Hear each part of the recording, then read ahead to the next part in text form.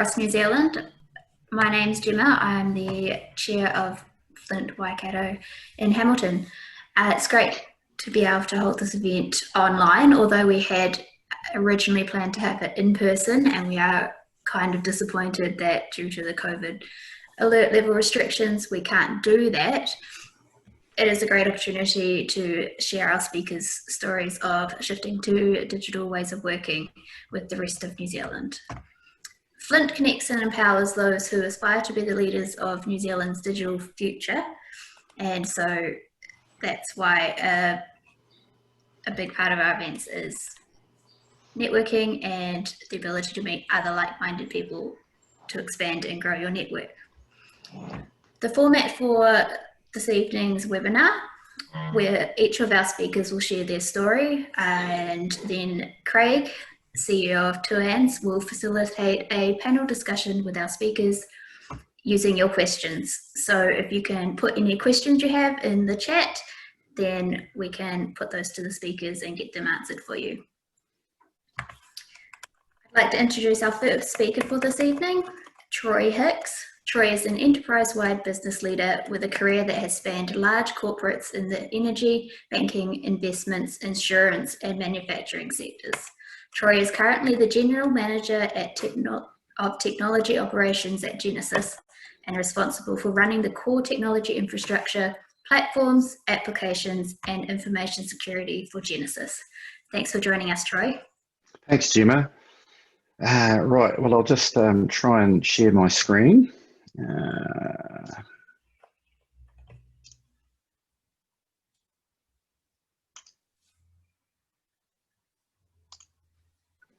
Right, can people see that?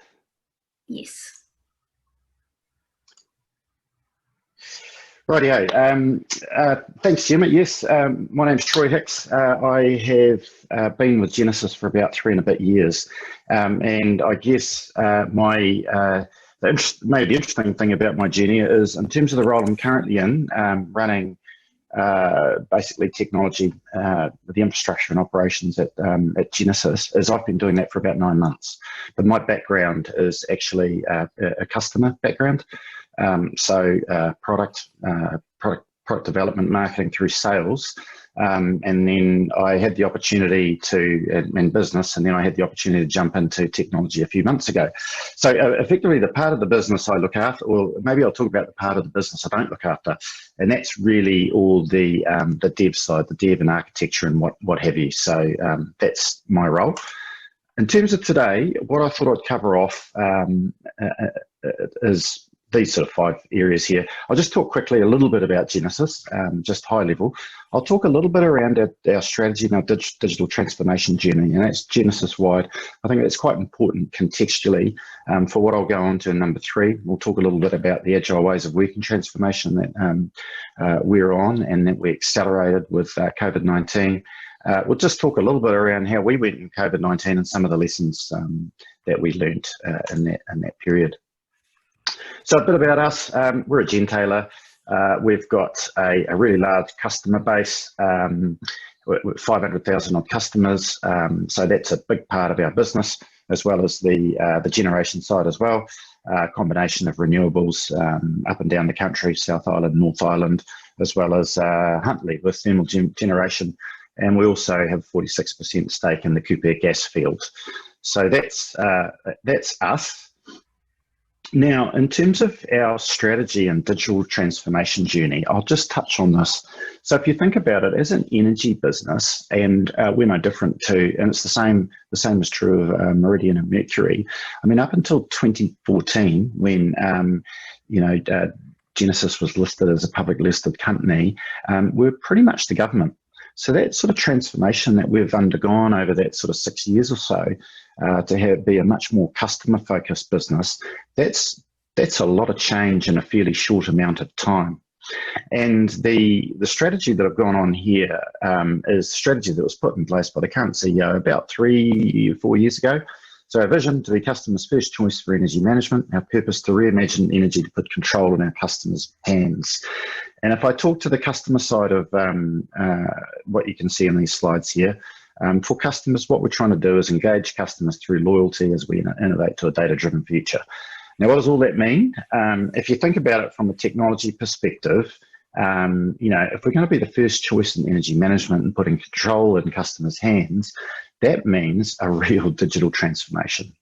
And that means engaging customers in a way using data that we haven't done before. The initial focus of that transformation was in the customer business was very much around, I guess, the customer teams and around growing our dev capability. So the development teams and developing something, and all within a scaled agile environment, and that's been going on 2.5, 3 years or so.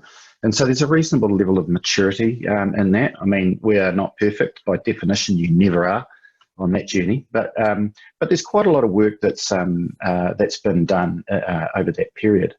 Now, the interesting thing is the part of the business that I look after, which is the I guess the less sexy stuff.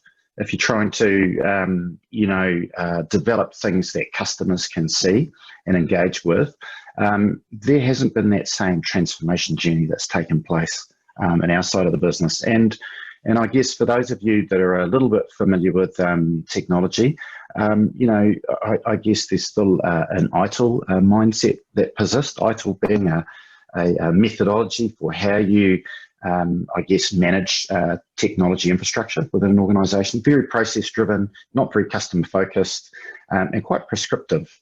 And so there's a lot of that mindset there. Also, not really that open to change, which is quite ironic. Things are done in a certain way, and very command and control. So a lot of cultural things that we needed to address, because the area of the business I look after, in order to support the ambition that you can see above, we can't stay where we are as a fairly reactive team. So reactive, not well planned, and not really looking to the future that much. And of course, with all the changes that are taking place with increased digitization,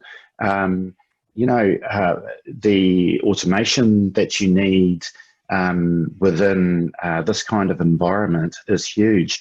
And that's really table stakes. So there's almost like this imperative that you have to transform this part of the business, otherwise you're not going to be able to keep up with the digitization that's coming. And that's not true. That's not just true for Genesis. That's true for any business underpinned by technology at the moment.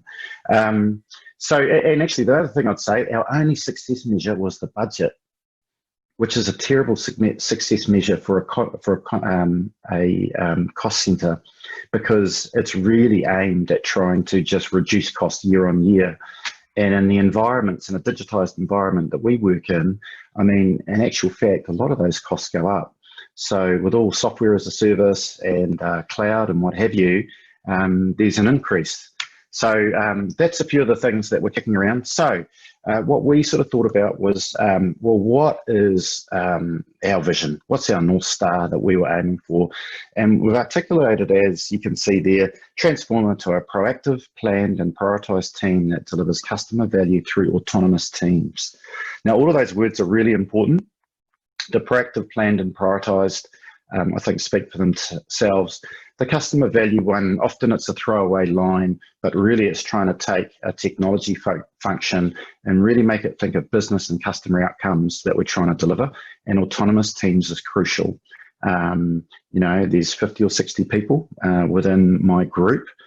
There's some really good people in there. You hire them for their expertise. So you really want to get them to make decisions and empower them to do the right things.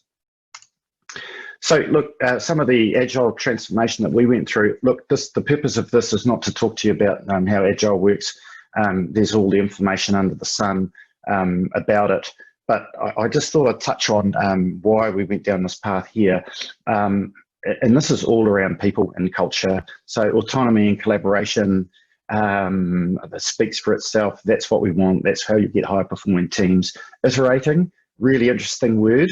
Have a go at it, see what you can learn, while managing the risk, which is an interesting one for a lot of, IT staff and engineers as well, because often they want to know the full requirements and don't like starting if they're not sure of parts of it. But it's a really important piece.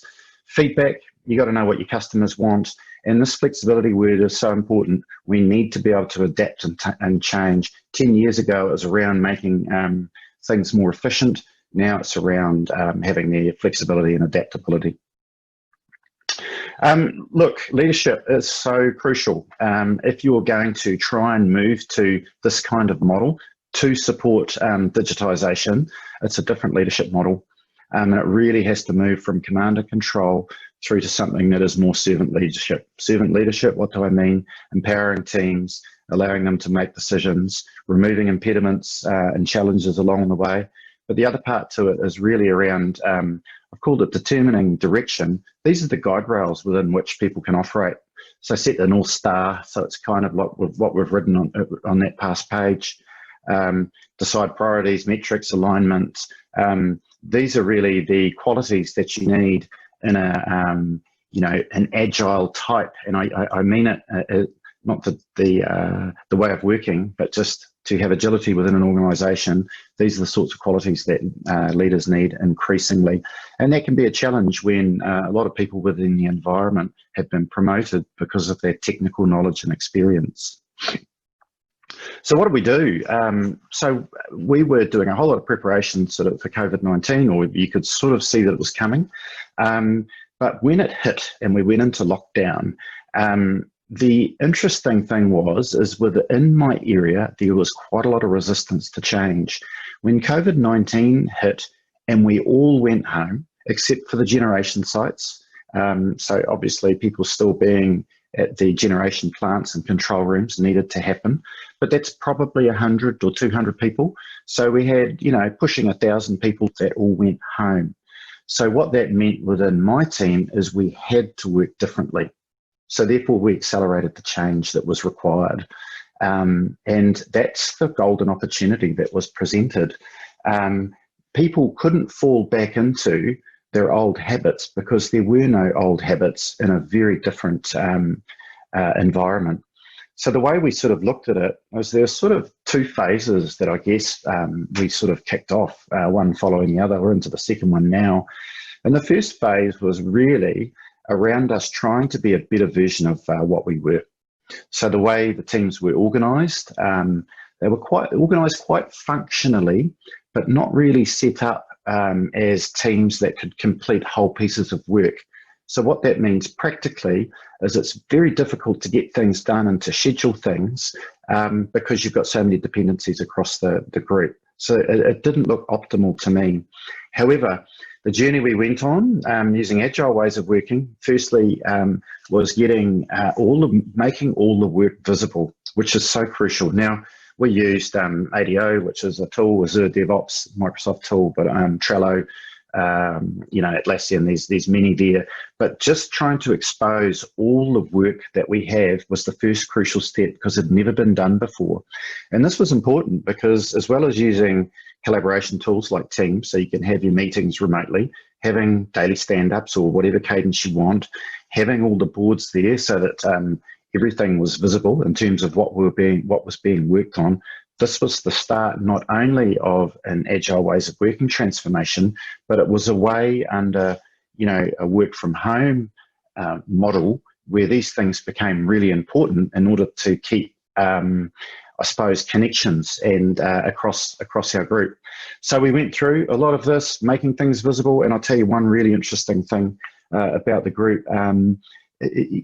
Epics, that's an agile terminology, which is, for those that don't know, it's a project, a reasonable size one. As we went through all of this work, making it visible, apparently we had 150 epics. Now looking at how long it takes for us to deliver those pieces of work, we were getting through 16 to 20 in a quarter. So you got something like 3 years of work, provided nothing else comes through. Now, clearly that is just, it's not real work, how it's come in, where the funding comes from.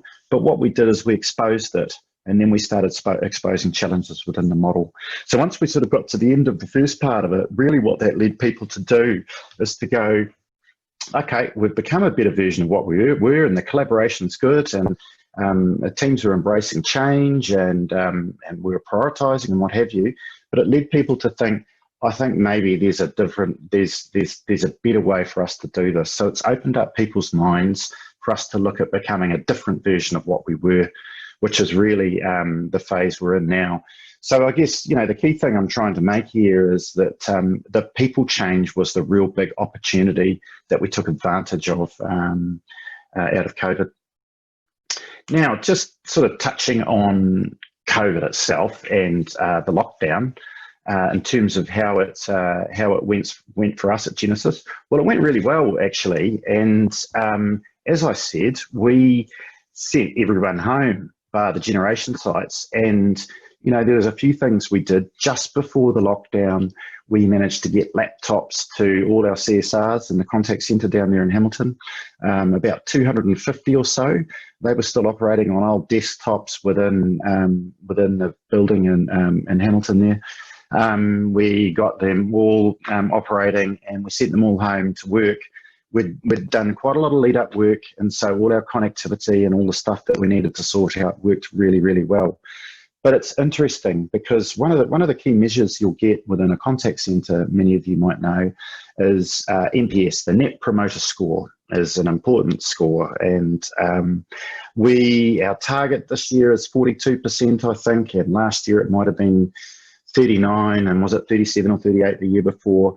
And those that you are familiar with it, it's really difficult to move. You have to really work hard consistently to shift it. In April, our NPS score was 48%, which is quite an incredible number when you think about it. Now, I'm sure there's maybe there's some goodwill kicking around with customers and what have you. But if you think about some of the myths that were busted, to get that level of satisfaction from customers when you've sent everyone home, so they're not operating in that same sort of way, is really interesting in of itself. So, there's some of the successes we had in there. I think one other thing I'll sort of touch on is we were really well prepared for it, but it was actually fortuitous. And this is one of the lessons. One of the key lessons you need is for any organisation, you have to bite the bullet and send everyone home to trial it. There's no point having it work in theory. Now, we had the opportunity forced on us in October last year, whereby everyone in Green Lane the night before was like, don't come to work tomorrow. So the Green Lane office, we've got the Green Lane office and the Hamilton office. The Green Lane office, maybe it's got 300, 350 people or so. What happened is Extinction Rebellion are a group that are not keen on fossil fuels, a pressure group, and obviously with us and Huntley and Cole, we got a little bit of intel that they were going to protest at the building there the following day. And so we sent everyone home. And wow, what did we learn? All the problems that we might have by sending, and this is just half the business or a small part of the business, we learnt what they were. And so therefore, in a lot of the work we did between then and lockdown happening, and we could sort of see what was going on in China and the States, and none of us expected what happened, but we had an understanding of what that could mean. So we were really fortunate there. And I think it was interesting that a lot of BCP that we had in place, and we would be the same as any business, we never quite comprehended the scale of pandemic.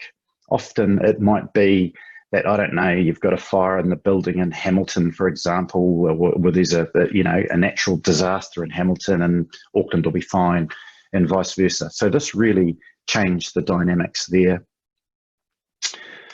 So some of the lessons that we've learnt, and this is far from an exhaustive list. The first one, people, we don't like change, and we find technical explanations to justify not changing. And I think the amazing thing about COVID-19 and lockdown is it accelerated adoption because we had no choice. And that was really around busting a whole lot of myths, and you'll have your own examples. I mean, I sort of think about it before that in many organisation, work from home was sort of seen as skiving off or not working. And, certainly my team, I don't know that we'd ever work so hard working from home. So that's gone. The other interesting one is this around that you need to be co-located in the same or you need to be located in the same location to be effective. Now, clearly that's that is the ideal way to work, but practically speaking, even outside pandemic, it's not that practical, you know, when you've got two sites and there's always someone away or working remotely. So actually, some of the things that we all put in place, making work visible, the regular stand-ups and cadences we put in place, activity boards, you know, ADO that we were using, they were a really good way for people to feel connected while working remotely and be effective. So I think that, and that's certainly something that we've continued on with. The other thing too is you've got to be adaptable. So for us, we were using Skype for Business, and we also had Microsoft Teams because we are a Teams, a Microsoft shop, I guess. But Teams, we hadn't opened up the video capability. We were using Skype, and gee, 5 years old, but we were just sweating that asset. And then next thing, we all went into lockdown and people started using Zoom. And you got on Zoom and you go, wow, look at the UX here. So straight away, the pressure got put on us as the technology team to find something, a better solution, because otherwise Zoom was going to get away on us. So we opened up Microsoft Teams and what have you. So that flexibility and adaptability that I was talking about earlier, you got to be capable of dealing with. And the other observation too is, you know, I've said there, look, we're all better behaved when we're on Microsoft Teams, but I mean Zoom the same. That's what we found, is that when you're having team meetings and everyone's got video on and what have you, people are more polite and will make sure everyone has their say. And as we've all experienced previously, when there's a centre of gravity, if you like, where most of the team are in one room, some are in a different location, some are working from home, it can be a real nightmare, you know, trying to deal with the people in the room just because they're talking amongst themselves. So a lot of the things we've kept up with, a lot of my team meetings or stand-ups now, we've continued to do them online like that. They're just short, half hour, because we think they get a better outcome. So that's it from me. Let's look a quick run through of what we learnt. And if there are any questions now or later on, I'll be happy to take them. Awesome, thanks, Troy. It's really interesting seeing how, I guess, it changed from trying something different to realizing there was a better way that we can do things. Our next speaker is John Hana. John is a highly experienced New Zealand chief executive with a strong track record in the technology sector. His career has included a strong emphasis on disruption and technology-based transformation with a focus on high growth. John is currently the CEO of Ultrafast Fibre. Thanks, John. Wow, who wrote that?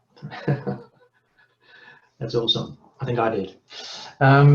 Hey, evening everyone. And Troy, thanks for that, mate. That was really good. And a lot of parallels between your organisation and ours. And so some of that will come out as we go through the next sort of 15 or 20 minutes. A little bit of background on Ultrafast Fibre. We are an organisation that has built about 13% of New Zealand's fibre infrastructure. We have passed 240,000 households and businesses spreading between the Waikato, Bay of Plenty, Whanganui and Taranaki.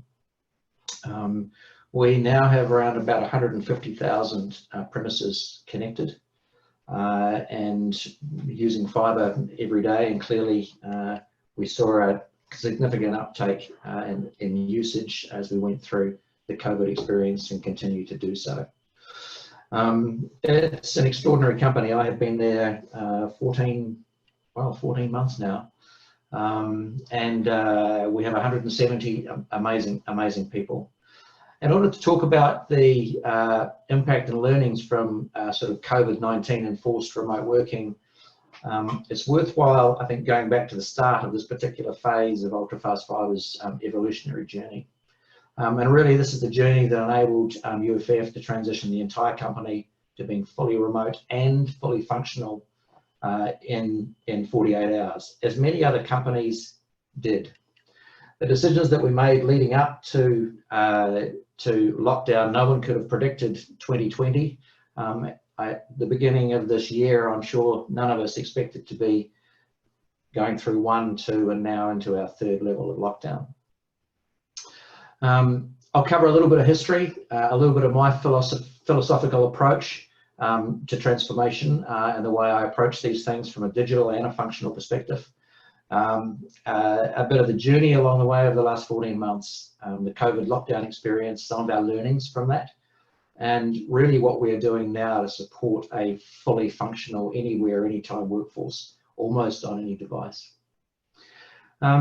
I guess when I approach the transformation of a group or an organization, or in this case a company, I really start with what problem am I trying to solve. Often technology is used for the sake of using technology, not necessarily to solve a particular problem. IT people, and I'm an IT geek for many decades. So I love toys, I love shiny things, I love new tech, I love boards, I love SaaS, I love the whole lot, right? I love infrastructure, I love software development.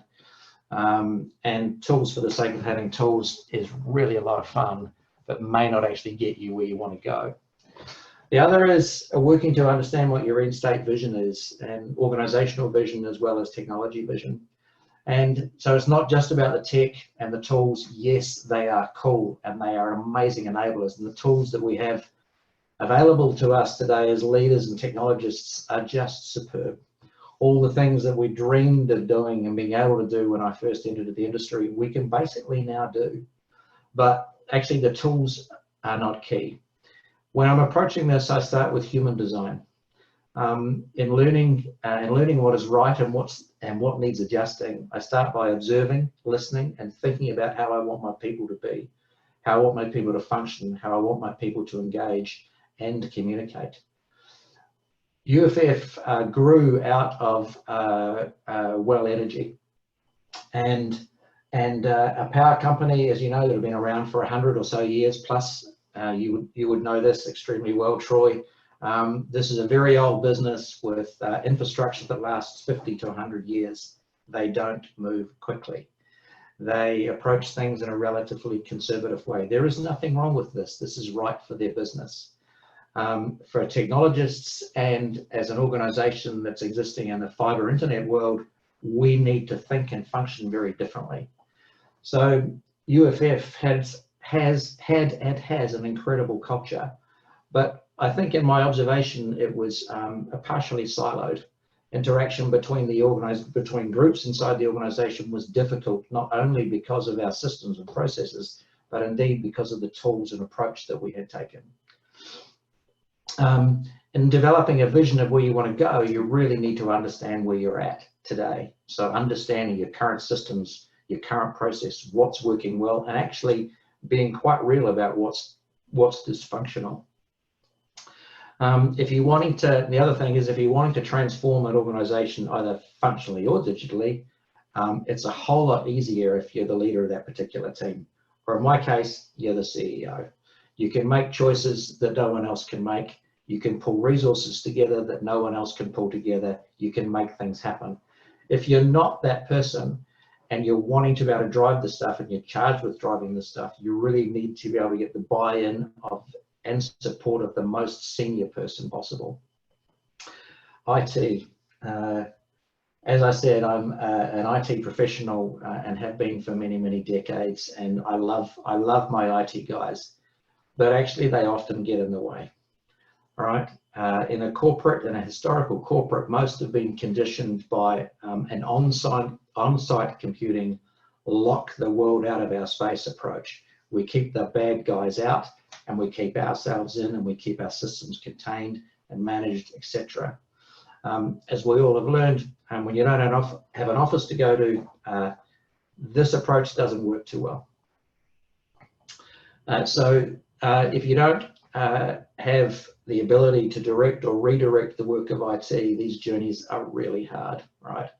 And the leadership around this really needs to start at the top. And I'm assuming, Troy, when Genesis went into COVID-19 lockdown, there was an edict from the CEO going, I don't care what you have to do, make it happen. Yeah, that's right. Totally.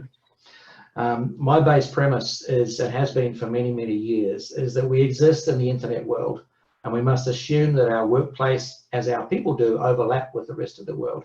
Our computing devices, our phones, etc., our applications support our business and personal lives almost equally. And so taking an approach of not lockout, but inclusion, secure inclusion, is critical. So coming in, there was a clear need to transform the organisation. Not all of it, but it certainly needed a fresh process approach and an investment in some quite key foundational systems. Coming in, I'd also inherited a board directive to develop a real business continuity plan. Introducing large, significant change is really difficult. Small, frequent change with good reason is somewhat easier to implement. So my people probably don't realize this, and I know that there's a number of my team on this Zoom call, so it's great to have them along.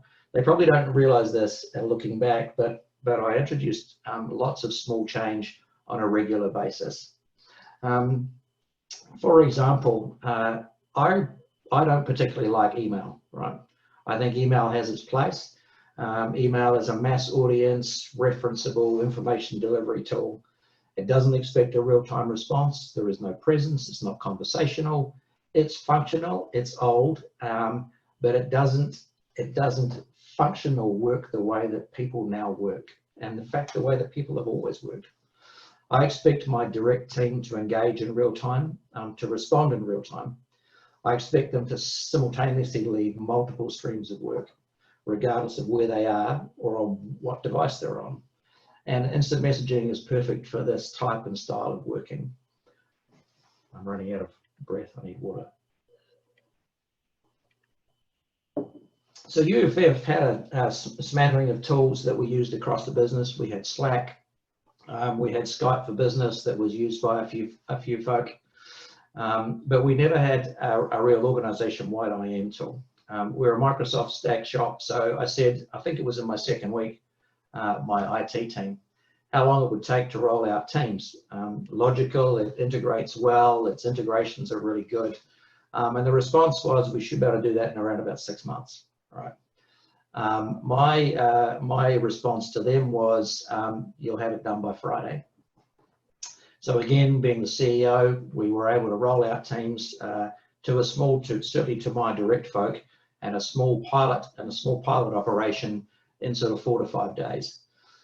That was in sort of July, August last year.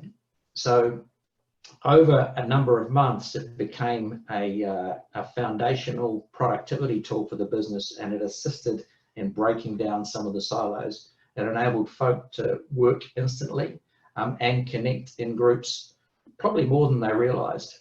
Certainly when we went into lockdown, the selection of that tool and the comfort that folk had across the business made a real difference, as basically we all became, remote meeting warriors as we transitioned into that space.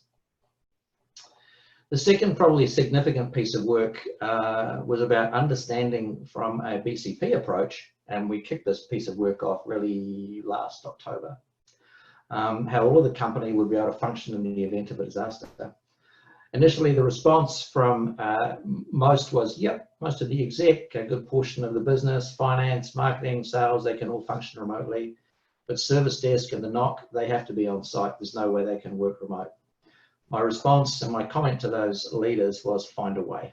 And to the credit of the leaders of those teams, and actually with outstanding support from IT, they trialed and learned and trialed and refined until they understood exactly what will be required to enable those teams to be fully functional remote workers.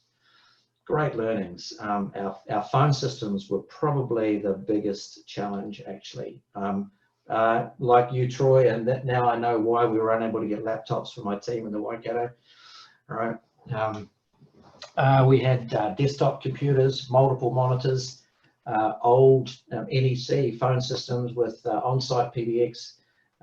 Very, very difficult, but they figured out a way. So soft phones were implemented. We worked out what would need to occur in the event that we had a disaster, which we didn't think we would ever have. All right. By late February this year, I was reasonably comfortable that we could function remotely if we needed to, although there were still some cultural and hierarchical challenges, as Troy alluded to, associated with how to measure productivity, manage engagement, and so on. Again, the assumption was, well, it's okay for the exec to work from home, but we certainly wouldn't let those service desk people, because, you know, how do we trust them? Actually, the folk that we can measure most are our service desks, because we can measure every single keystroke, right? So there were some cultural shifts that needed to occur as well. Again, it's about people, not necessarily about systems and tools. But the result of the work and the fundamental decisions and changes that we made meant that when we needed to get everyone off-site and fully functional within 48 hours, we were able to. Now that 48 hours, I don't know if you remember, I think we, government, Jacinda announced that there would be 4 levels of COVID on Saturday the 21st, and we immediately went into level 2. On the Monday, we went into level 3, and then on the Wednesday, we went into level 4. So that 48 hours from Monday through to Wednesday was pretty wild. I'm sure Troy would agree also. We hadn't managed to get all staff equipped with laptops. So we had people taking desktops home, multiple monitors, docking stations, chairs, and in some cases, desks. I think we had cars, and even cars with trailers on behind, turning up outside the business in order for folk to get to be able to establish themselves effectively at home. But it was done. By the end of that first week, apart from a few soft phone niggles, the company was actually fully functioning and productive. As we went through COVID, remote communication became our new challenge. Was it too much? Was it not enough? Were we checking in more than we needed to? The executive had twice daily critical incident management meetings. And each team had a daily stand-up at least. And what we realized after polling the team was actually we were overdoing it, right? We were checking in too much, and we needed to get to a place where we just trusted that our folk were doing the work that they were charged with doing. The other point to note was that on video calls, extroverts are very good at chipping in, all right? And introverts sit back often with the video off and with their microphone on mute. And being specific, as we are in person in the office, about reaching out to those introverted folk and getting them to contribute also became important as we look to manage people's well-being and so on as well. Post the initial lockdown, our new working normal is very, very much based on individual and team-based flexibility. We have probably at this point, well, more at the moment, because certainly I'm in Auckland currently. Our Aucklanders, of course, are in full lockdown, and a good portion of our Waikato-based people are also working remotely. We probably have around 50% of the people that have continued to work remotely on a frequent basis, and anyone in the organisation is able to work remotely if they wish. Everyone now has laptops, by the way. The guiding principles that frame this way of working from my perspective and throughout my leadership, we start with a foundation of trust, productivity, and excellence, and we manage by exception. And pretty much, I would say the company, as a result of the decisions that were made, but then enforced by what happened as we went through COVID, the company's in a much better place. From an engagement perspective, from a health, safety, and well-being, we haven't figured out all the niggles yet, but we're pretty good, I think. And we're also continuing to question and understand what works for our people and what doesn't. But all in all, it's been pretty successful. Over to questions. Right. I've got one. Have you got one already, Troy? Yeah, I've got one. You go. Okay. Yeah, do you mind? Yeah. Hey, so Yeah.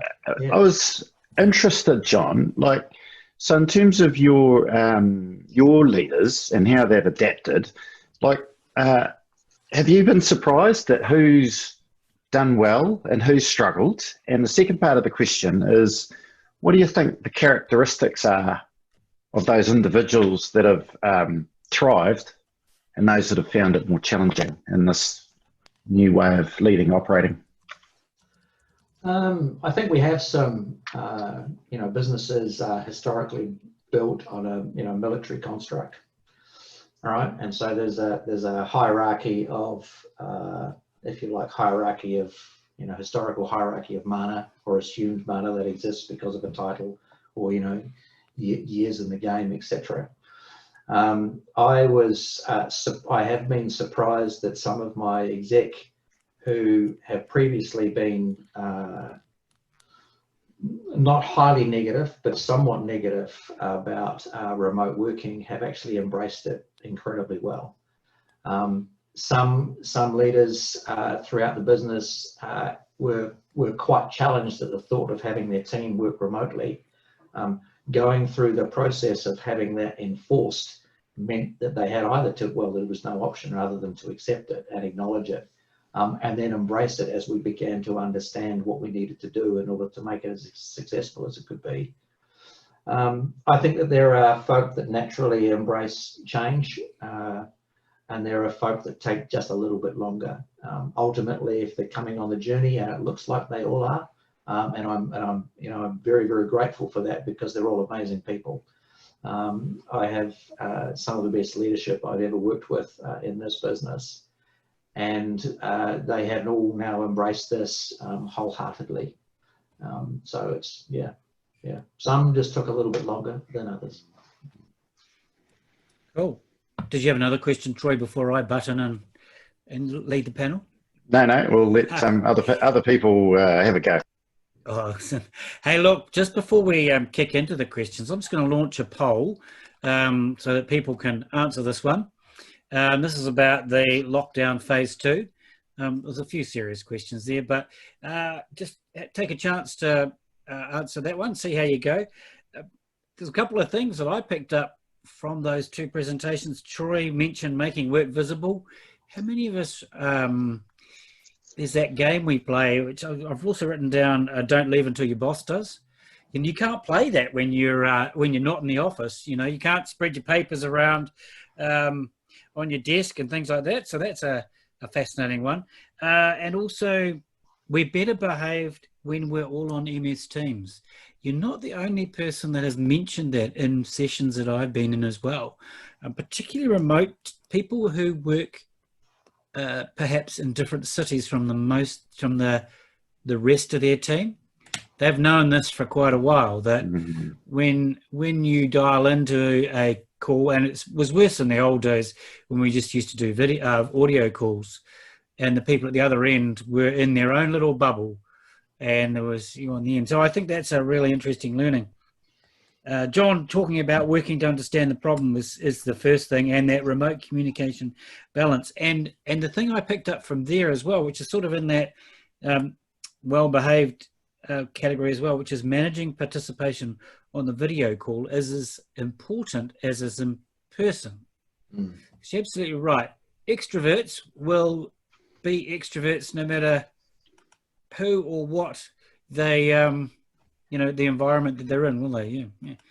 Let's just see the results. So 70% of you have said the latest lockdown hasn't really changed what you do. Okay, well, perhaps most of you are on level 2, so we'll give you that. But certainly those of us in Auckland, it's made life quite a bit different. And there's at least 30% of you that are following the rules to the letter.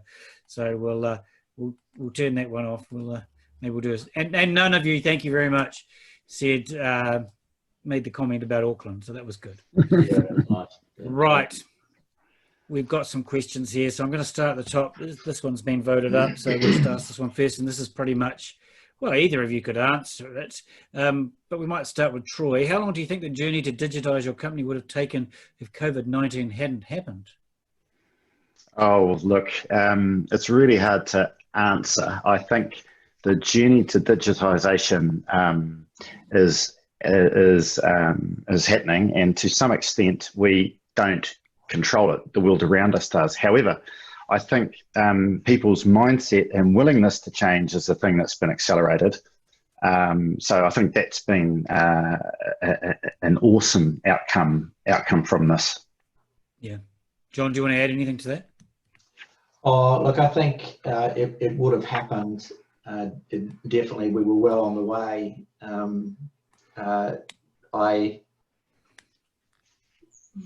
To end up where we have ended up with a fully functional, remote capable workforce would have taken somewhat longer. So I guess it enforced the belief mechanisms. Mm.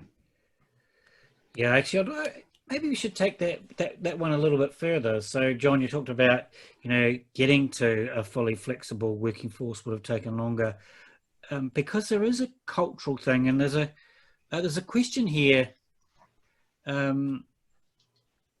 Yes, yeah, let's ask this bottom one. Did either of you see a generational difference in how people dealt with the 48 hours to change at the beginning of lockdown?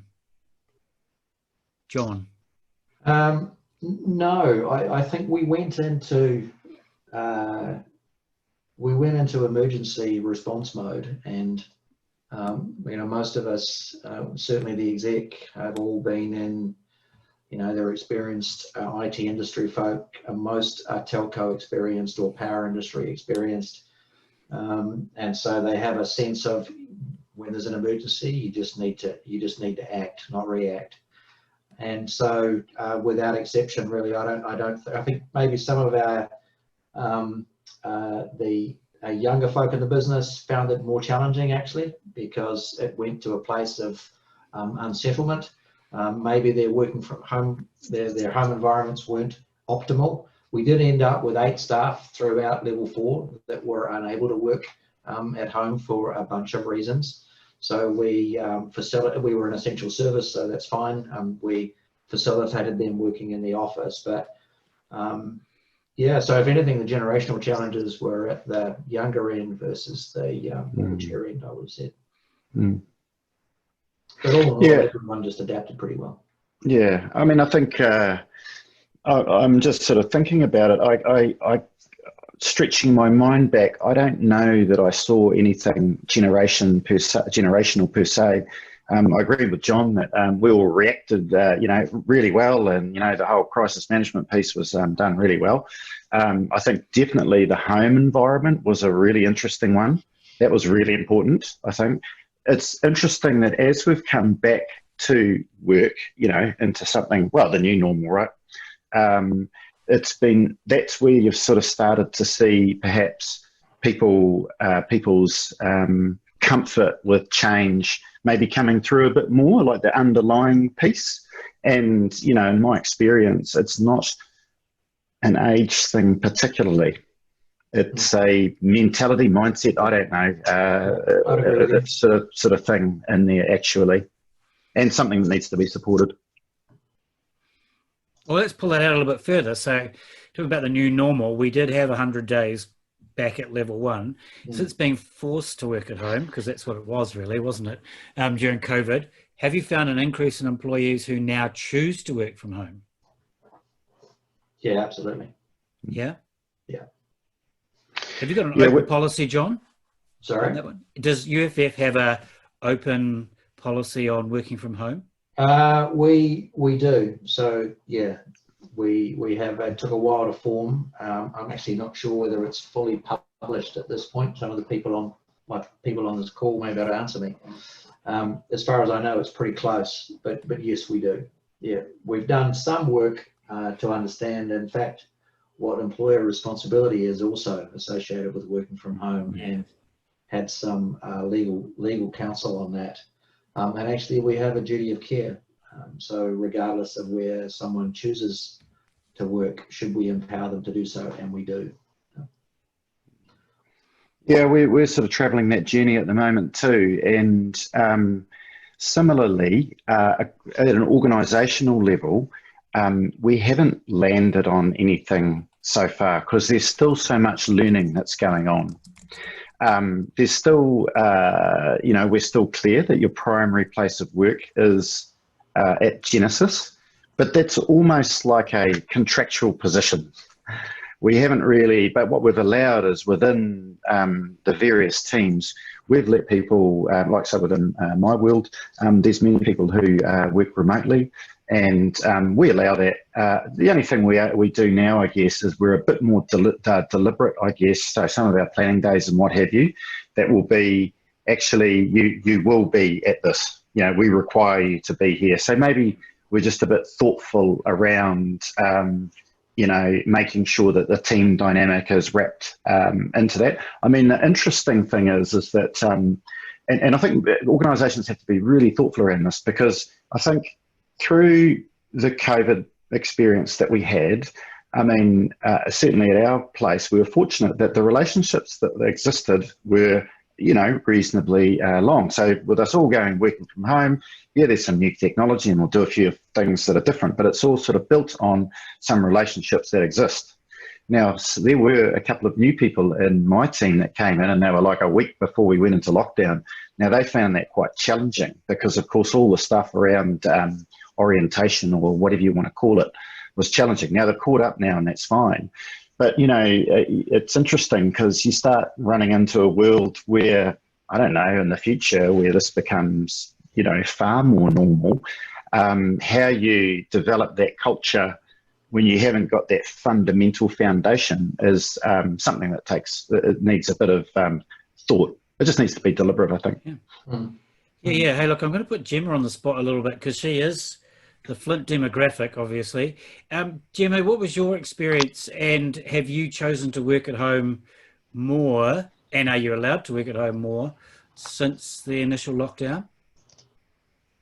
So we moved to working from home at alert level 2 when they introduced it, so like the couple of days before level 4 kicked in. I was on holiday at the time, so it didn't really affect me, but we're all sort of have remote capabilities with laptops and cloud-based servers. Everything's stored online, that's fine. We went back to the office fully once we came back to level 1, and me and some of the team have been sort of discussing with our management to start trialing sort of more working from home. It just sort of seemed like we came back and that was, we did that because of lockdown, we don't need to do that anymore. And so we were just going to start trialing 1 day a week when we moved up the alert levels again. And so some of us have opted to work from home at level 2 in Hamilton. I think the biggest thing for me learning in the working from home space was, kind of around communicating with the team and making sure that someone is checking in with your team and it just doesn't all become about work. It's easy to just check up on how a project's going, but forget to say, oh, how's everyone doing? And in terms of if you'd like to be able to work from home more, but it's currently not an option, just keep surfacing the conversation with the right people, asking for, I guess, obstacles perhaps that are making people or your manager not so confident that it's a good idea, and then working out ways to overcome those also really helps.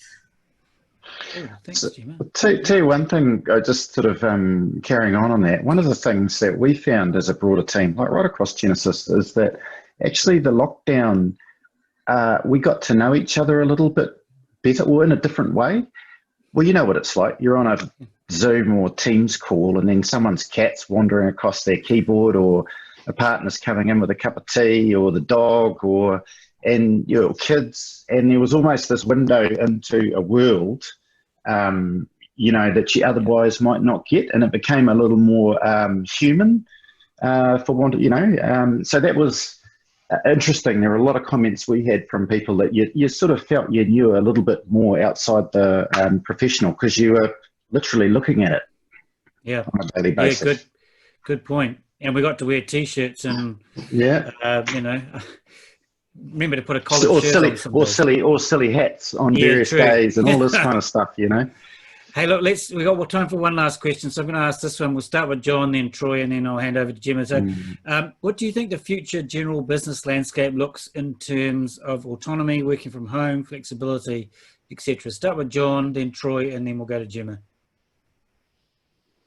Oh, I think it's, you know, there's a saying that, you know, eventually organizations deliver what the market demands. And I think the workforce now, and I do know of some companies that literally the day when we went back into level 1 said next Monday everyone's back in the office, and the staff didn't react well to that, and I would expect to see in those organizations an increased level of churn, right?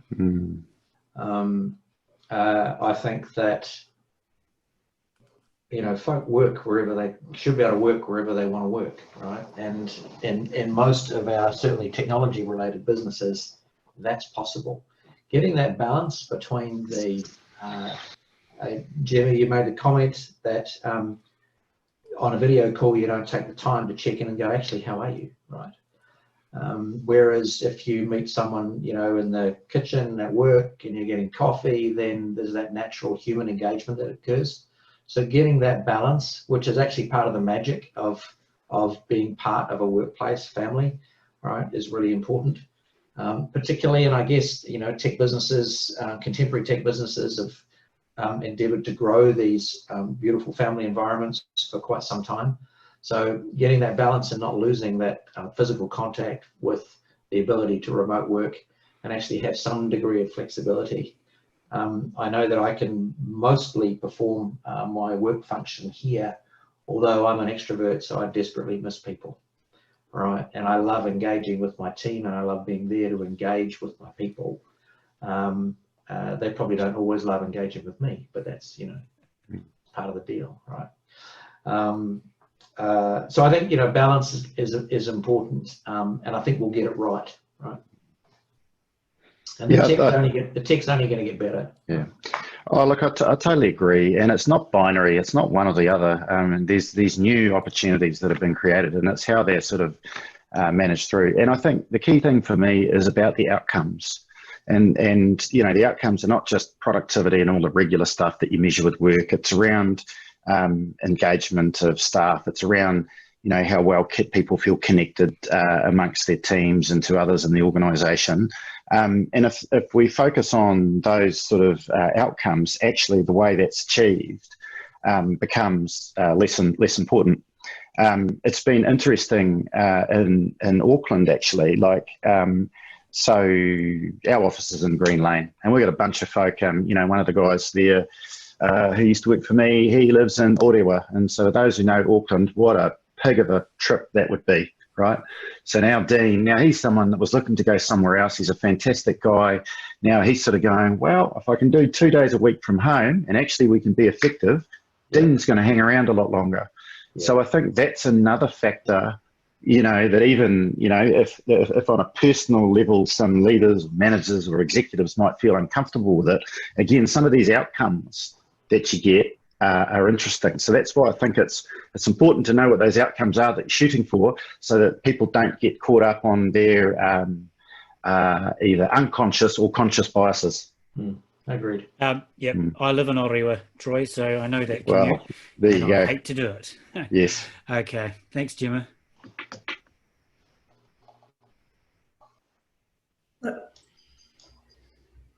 Right. We finished Q&A, so Gemma's going to close off now. Oh, cool. Thanks everyone for joining us. Thank you again, Troy and John. I've learned a lot, and hopefully everyone else has as well.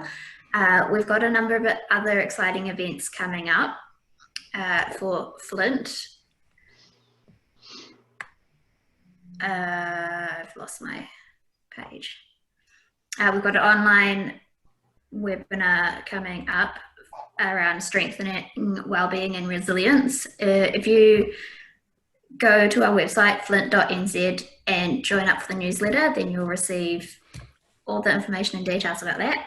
And we also have Future of Work conferences coming to Auckland, Wellington, Hamilton, and Christchurch this year, which will be a really cool half-day conference that, fingers crossed, we get to all mingle and network and see each other. Thanks, Craig, for helping us out with the tech and the panel, and I hope everyone has a good night.